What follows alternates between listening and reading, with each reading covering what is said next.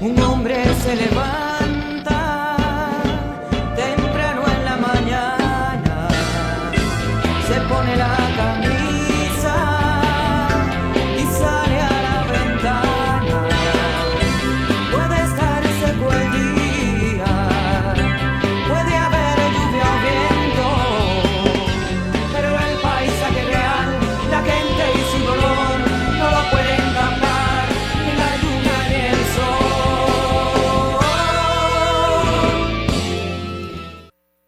Hoy conversamos acerca de uno de los hechos más siniestros que se registran en las páginas de la historia de Cuba, la masacre ocurrida en Humboldt 7 y protagonizada por la policía del Batistato en 1957. Por tal motivo, nuestra colega Georgina Aguiar conversó con Rosario Alfonso Parodi, investigadora del Instituto Cubano de Investigación Cultural Juan Marinelo, miembro de la Cátedra de Pensamiento Antonio Gramsci y miembro del Grupo de Estudio de la Revolución Cubana, fundado por Fernando Martínez Heredia. De inmediato compartimos las consideraciones de la investigadora Alfonso Parodi acerca de quiénes eran los jóvenes asesinados aquella tarde de 1957 en uno de los apartamentos de Humboldt 7 aquí en La Habana, y nos relata cuáles fueron las acciones del directorio revolucionario que antecedieron el ametrallamiento de los 4 muchachos la tarde del 20 de abril en Humboldt 7. La verdadera tragedia de Humboldt 7 son los jóvenes extraordinarios que se perdieron ahí aquel día. Uno de ellos, José Machado, era uno de los dirigentes estudiantiles más destacados de la lucha contra Batista. Es una de las manos derechas de José Antonio Echeverría en la Universidad de La Habana, en la lucha contra el bonche, en la lucha contra el racismo en la universidad. Es uno de los miembros del Grupo Especial para Sabotaje que organizó José Antonio Echeverría dentro del directorio. Es uno de los más importantes y más destacados asaltantes a Palacio por el directorio. El comandante Faure Chomón, que es el jefe de acción del directorio, uno de los que dirigió la acción de Palacio, decía que el gran héroe del 13 de marzo fue Machadito, José Machado, porque Machado no solo fue el que iba en el Fast Delivery, en el camión hacia el combate, dándole ánimo a sus compañeros, el que cantó el himno nacional cuando se pusieron las primeras bombas, porque dentro de Palacio se dinamitó la planta baja y que se estremecieron los cimientos de Palacio. Fue José Machado el que puso esa bomba que decían que encaneció a Batista en un solo día. Machado no solo fue uno de los combatientes que fue persiguiendo al dictador hasta el segundo piso, sino que cuando logró sobrevivir y salir del asalto a Palacio, con los pocos sobrevivientes que tuvo aquella acción, se dio cuenta de que su hermano, su compañero de lucha, Juan Pedro Carbó Cervía, había quedado dentro, y regresó bajo el fuego de las ametralladoras del tercer piso, y regresó dentro de Palacio para salvar a Carbó y tratar de ayudar a los heridos, y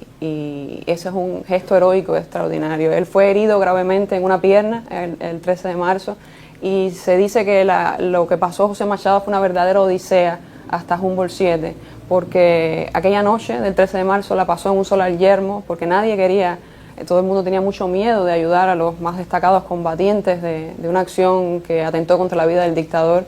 Y a pesar de eso, a pesar de estar herido gravemente, a pesar del estrés postraumático de haber vivido una acción tan terrible, de haber visto morir a sus compañeros, regresó al lado de Fructuoso Rodríguez y decidió quedarse en Cuba y combatir a la dictadura de Batista, que no hubiese recursos, que no hubiese otra forma más que dar el pecho y la vida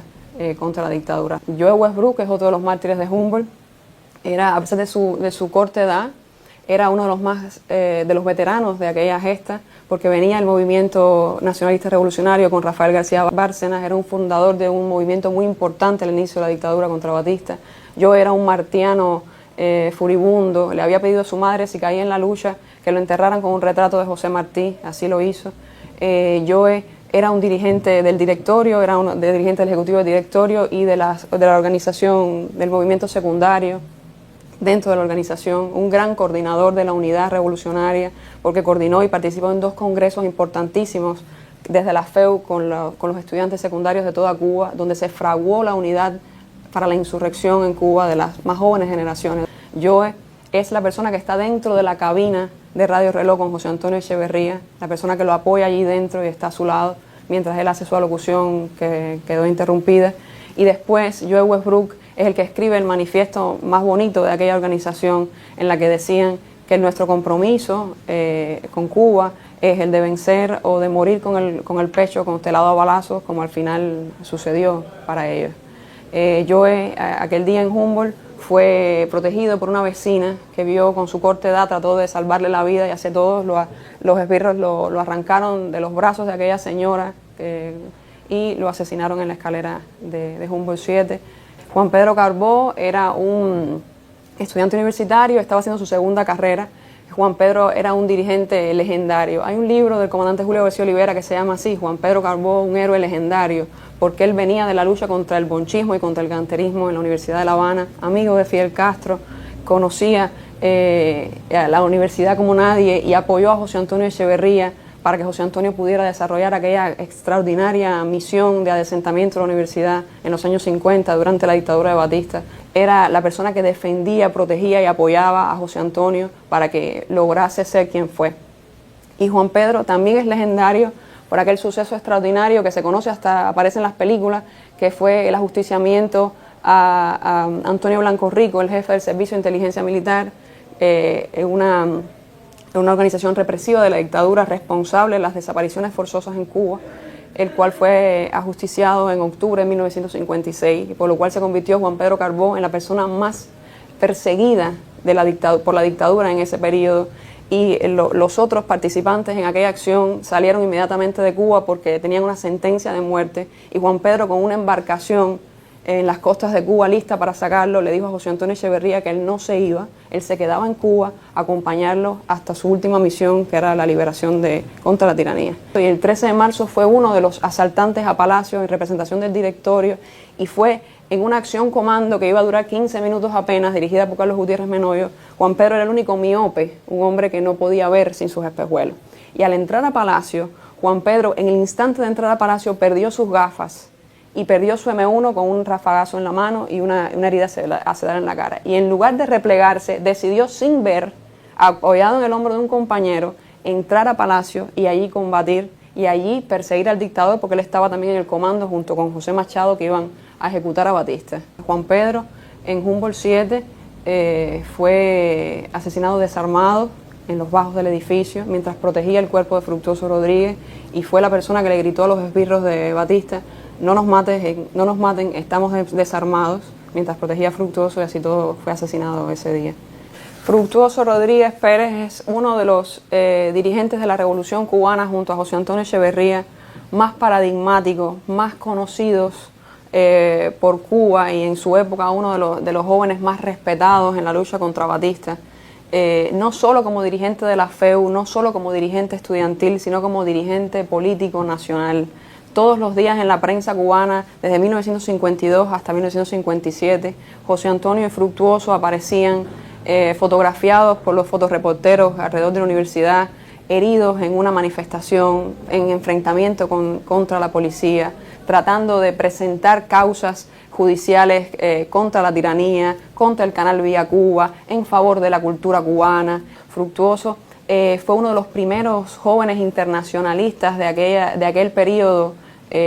porque fue a combatir la dictadura de Somoza en Costa Rica junto a José Antonio, y tomó las armas como un joven, y como decía el directorio, como líder de una organización también latinoamericanista, como la FEU que José Antonio quería. Y ellos salvaron dentro de la Universidad de La Habana la palabra revolución, la palabra insurrección, la palabra FEU, que volvió a tener para Cuba una significación tremenda, y se ganaron el respeto del país entero. No hubo conspiración, intento insurreccional, intento de levantamiento armado en Cuba que no los tuviese en cuenta, que no les pidiese su apoyo, que no los llamase a participar, desde los líderes de los revolucionarios que asaltaron el Goicuría, desde los militares, los puros que trataron de enfrentarse a la tiranía, desde el movimiento 26 de julio y Fidel Castro, que firmó con ellos aquel pacto extraordinario, generacional, que hablaba de romper con cualquier forma de complicidad con el pasado para construir una nueva Cuba. Fructuoso vio morir a José Antonio el 13 de marzo frente a él, venía en el carro de José Antonio y lo vio ser asesinado en aquella perseguidora, y tuvo la entereza, después de ver a su compañero de luchas de tantos años morir frente a él, decidir en ese mismo instante que la lucha continuaba. Y por eso hizo aquel llamado extraordinario a sus compañeros y les gritó, porque todos estaban en el carro congelados al ver a José Antonio morir, y gritó, aunque era su hermano y venía al lado de él sentado, gritó a la colina a seguir la lucha, y todos entraron a la Universidad de La Habana a seguir resistiendo hasta que descubrieron que el asalto a Palacio había fracasado. Y así todo salió de allí destruido anímicamente, pero decidido a continuar la lucha contra la tiranía, y por eso produjo aquel manifiesto de directorio tan hermoso, firmado por Fructuoso, en el que dice que el directorio no se asila, que el directorio revolucionario va a seguir resistiendo en las calles de La Habana hasta que se pueda dar el golpe definitivo contra la dictadura de Batista. Fructuoso tiene además... Escuchábamos a Rosario Alfonso Parodi, investigadora del Instituto Cubano de Investigación Cultural Juan Marinelo, miembro de la Cátedra de Pensamiento Antonio Gramsci y miembro del Grupo de Estudio de la Revolución Cubana fundado por Fernando Martínez Heredia, quien le ofreció a nuestra colega Georgina Aguiar una amplia entrevista sobre los hechos de este 20 de abril. Les propongo hacer una pequeña pausa, luego retomamos el tema de esta mañana de la mano de nuestra investigadora. Ahora manténgase con nosotros, juntos al despertar.